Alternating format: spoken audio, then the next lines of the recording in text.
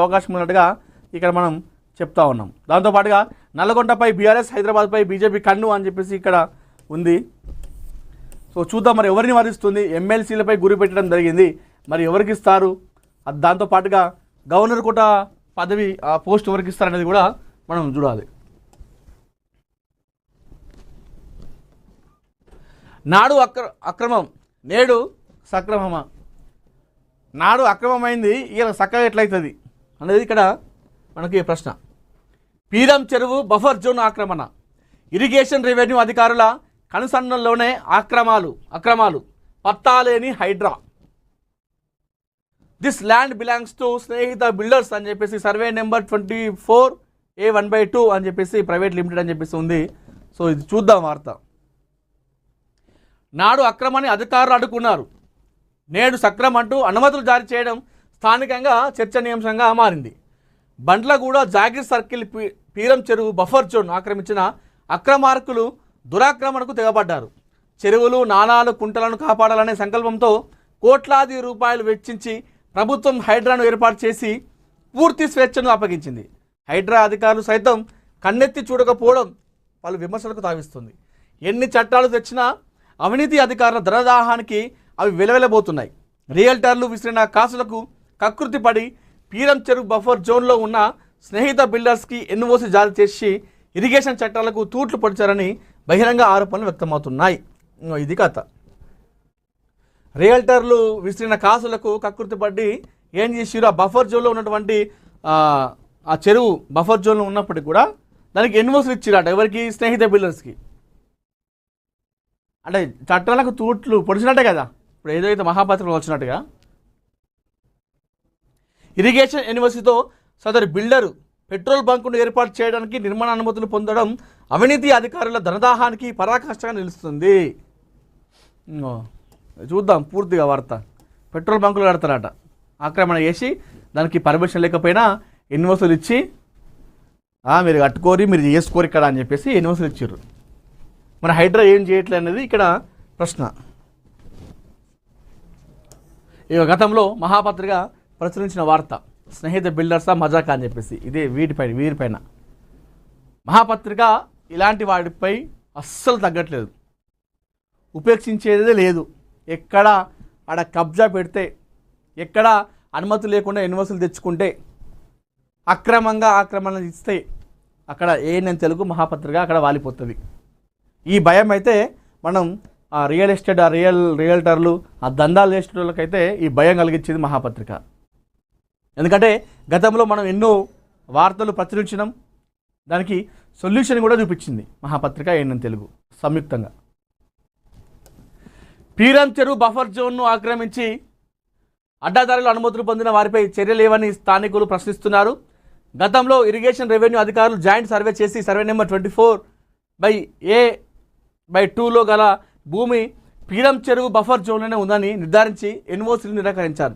ఓ మాజీ మంత్రి తనయుడు బావమరిది అంటూ అధికారులను మచ్చిగా చేసుకొని అడిగినంత ముడుపులు ముట్టాయి చెప్పి అడ్డదారిలో బండ్లగూడ జాగిర్ సర్కిల్ నుండి దర్జాగా అనుమతులు పొందడం అధికారుల అవినీతిని ఎత్తి చూపిస్తుంది.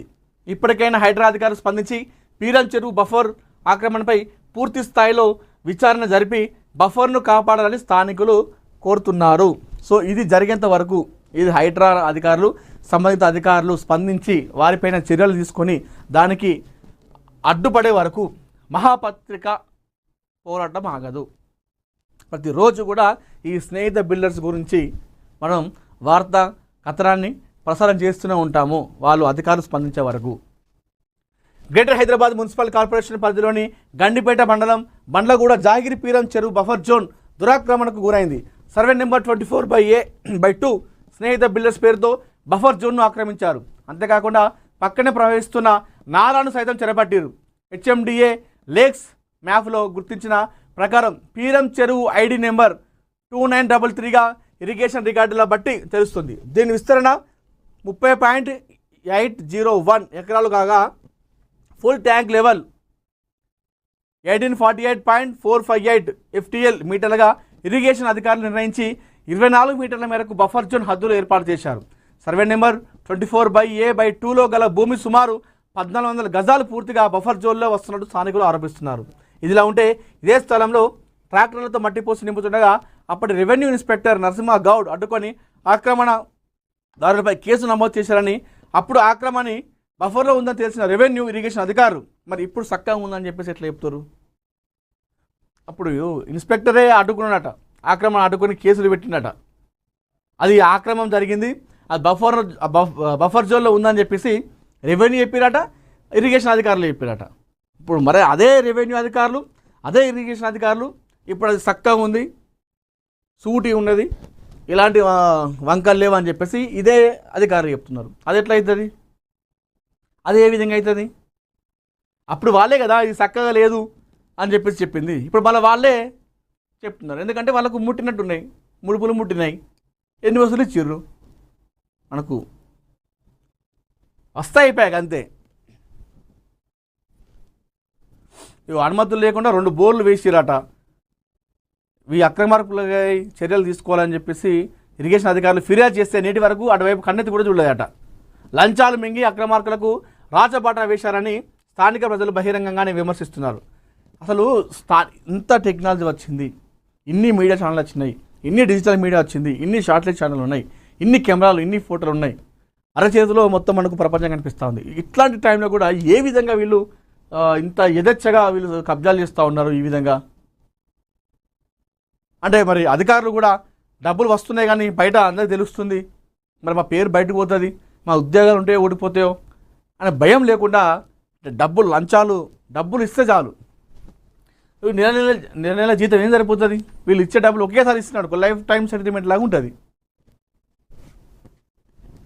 చూద్దాం మరి హైడ్రా అధికారులు, ఆ ఇరిగేషన్ రెవెన్యూ అధికారులు ఏ విధంగా స్పందిస్తారో చూద్దాం.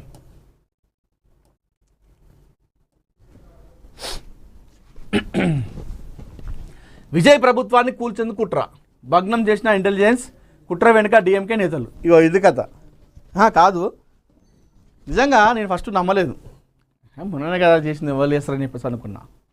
అక్కడ టీవీకే ఎమ్మెల్యే ఎవరు, ఇళయరాజాకు కొన్ని కోట్లు ఇచ్చి నువ్వు స్పీకర్కి సపోర్ట్గా సంతకం పెట్టకని చెప్పేసి చెప్పిరట. దాంతోపాటుగా మరో 15 మంది టీవీకే ఎమ్మెల్యేను కొనే ప్రయత్నం చేసిరట. ప్రభుత్వం కూలగొట్టి ఎందుకు అవసరమా ఇది? ఎందుకు? కనీసం ఒక సంవత్సరం అయినా చూడాలి. ఒక యువకుడు, ఒక సినీ నటుడు, సామాజిక స్పృహ ఉన్నాడు, సామాజిక సేవ చేసినాడు, గతంలో సినిమా హీరోగానే అటు పని చేసుకుంటూనే ఎంతోమందికి సేవలు అందించాడు. చూద్దాం, పరిపాలన కూడా కాస్త కొత్తగా వెళ్తున్నాడు, కాస్త హుందాగా ప్రవర్తిస్తున్నాడు. అలా కనీసం ఒక సంవత్సరమైన టైం ఇవ్వాలి కదా. ఆయన పైన ఇంకా విమర్శలే స్టార్ట్ చేయలేదు, వీళ్ళు వెనకాలకెళ్ళి కుట్రలు చేస్తారట. ఎవరో మాజీ మంత్రి ఏదో పేరున్నది, ఆయనతో పాటుగా డిఎంకే నాయకులు కూడా సపోర్ట్ చేస్తున్నారట. సో ఈ వార్త చదువుతాం. ఎందుకు ఆయన రాజకీయం తెలియదన్న కదా అంతా కథ చేసేది. అరే మొన్ననే వచ్చిండు కొత్తగా, ఎట్లా చేస్తాడు చూడాలి కదా. కనీసం ఏం చూడకుండా ఇప్పుడే రాజకీయం అంటే ఏంటిదో తెలియకముందే ఇట్లా ఆగం చేస్తే ఎట్లా? ఒకళ్ళు నిజంగానే తమిళనాడు ప్రజలకు వ్యతిరేకంగా వారు చెప్పినటువంటి ప్రభుత్వంలో పథకాలు ఇవ్వకుండా ఇష్టానుసారంగా వేస్తే అప్పుడు మీరు విమర్శ చేయాలి. అది కూడా విమర్శలే, కుట్రలు ఎందుకు చేసుడు? మరి ఇట్లనే కుట్రలు చేసుకుంటూ పోతే ఇంకెందుకు? ఈ రాజ్యాంగం ఎందుకు? ఈ ఓటు హక్కులు ఎందుకు? ఈ ఎలక్షన్లు ఎందుకు? ఓటేసులు ఎందుకు? అంత ఉత్తదే కదా. అంటే రాజ్యాంగాన్ని అవమానించినట్టే. మరి ఇప్పుడు అంత మంచిగా మనం చట్టాలు పెట్టుకొని, అంత మంచిగా ఎలక్షన్లన్నీ పెట్టుకొని, 5 ఏళ్ళ కోసం ఎలక్షన్లు పెట్టుకొని, ఓటు హక్కు సంపాదించుకొని ఓటు వేసినాం ఎందుకు? నాయకుడు మనం పరిపాలించాలి 5 సంవత్సరాల వరకు అని చెప్పేసి నువ్వు రాజ్యాంగాన్ని గౌరవిస్తున్నాని చెప్తూనే వెనకాల కుట్ర చేస్తే నువ్వు రాజ్యాంగాన్ని అవమానించినట్టే కదా. తమిళనాడులో విజయ నేతృత్వంలోని టీవీకే ప్రభుత్వాన్ని పడగొట్టేందుకు కుట్ర జరిగింది. దీనిని తాము భగ్నం చేసినట్టు రాష్ట్ర ఇంటెలిజెన్స్ విభాగం పేర్కొంది. 2 నెలల్లోనే ప్రభుత్వాన్ని పడగొట్టడం కోసం ఒకేసారి 15 మంది టీవీకే ఎమ్మెల్యేలతో రాజీనామాలు చేయించడం ఈ కుట్ర ముఖ్య ఉద్దేశం అని తెలుస్తుంది. ఓ టీవీకే ఎమ్మెల్యే ఇచ్చిన ఫిర్యాదుపై రంగంలోకి దిగిన అధికారులు దర్యాప్తు ప్రారంభించి ఒక కన్సల్టెన్సీ సంస్థ ఉద్యోగిని తిరుచిలో, మరో 2 చెన్నైలో అరెస్ట్ చేసిరట. వీరిలో ఒకరికి డిఎంకే ఎమ్మెల్యే సెంథిల్ బాలాజీ, అతని సోదరుడితో సంబంధాలు ఉన్నట్లు విచారణ తేలింది. ఈ కుట్ర, దీని వెనుక ఉన్న విస్తృత నెట్వర్క్పై అధికారులు విచారణ జరుపుతున్నారు. ఉత్తంగరై నియోజకవర్గ టీవీకే ఎమ్మెల్యే ఇళయరాజా చెన్నై పోలీసులకు ఫిర్యాదు చేయడంతో ఈ ఉదాంతం వెలుగులోకి వచ్చిందట. తమిళనాడు అసెంబ్లీ స్పీకర్ టీవీకే నేత జేసీడీ ప్రభాకర్కు వ్యతిరేకంగా ప్రవేశపెట్టే అవిశ్వాస తీర్మానానికి మద్దతు ఇవ్వడం కోసం ఐపీడీఎస్ అనే కన్సల్టెన్సీకి చెందిన ఓ వ్యక్తి తనకు 35 కోట్ల ఆఫర్ చేసిందని చెప్పేసి పేర్కొన్నాడు, ఆరోపించాడు. ఆ తర్వాత తనను భయపెట్టి ఈ ఆఫర్ గురించి ఎవరితోనూ మాట్లాడవద్దని హెచ్చరించినట్లు ఎమ్మెల్యే పేర్కొన్నారు. దీంతో ఇంటెలిజెన్స్ వర్గాలు రంగంలోకి దిగి గుట్టు రట్టు చేశాయి. ఈ కుట్రపై తమిళనాడు మంత్రి సిడి నిర్మల కుమార్ డీఎంకేపై తీవ్ర స్థాయిలో విరుచుకుపడ్డారు. సెంథిల్ బాలాజీతోనే నేరుగా సంబంధం ఉన్న వ్యక్తులు, అలాగే కరూర్ గ్యాంగ్ వ్యక్తులు ఈ వ్యవహారంలో నేరుగా పాలు పంచుకుంటున్నారని ఆరోపించారు. ఎంకే స్టాలిన్, ఉదయనిధి ఆదేశాల మేరకు సెంథిల్ బాలాజీ వంటి కీలక డీఎంకే నేతలు తమ ఎమ్మెల్యేలను సంప్రదిస్తున్నారని తెలిపారు. వాళ్లకు